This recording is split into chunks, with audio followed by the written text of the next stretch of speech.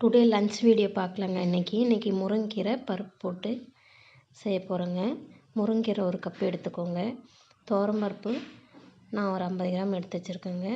தக்காளி 3 தக்காளி, ஒரு 20 சின்ன வெங்காயம், பூண்டு ஒரு 6-7 பல், மிளகாய் ஒரு 5 மிளகாய், ஜீரகம் 1/4 ஸ்பூன், வெந்தயம் 1/4 ஸ்பூன். இப்போது குக்கரில் தண்ணி வச்சாச்சுங்க.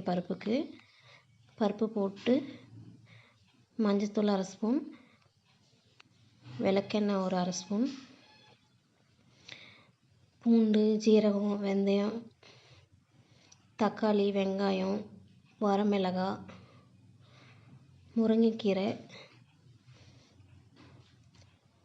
இது எல்லாத்தையுமே போட்டு குக்கர் விசில் போட்டு மூடி 3 விசில் விட்டு இறக்கி 3 விசில் விட்டுலாங்க. இப்போ சட்டியில் எண்ணெய் ஊற்றி தாளிக்க போகிறேங்க.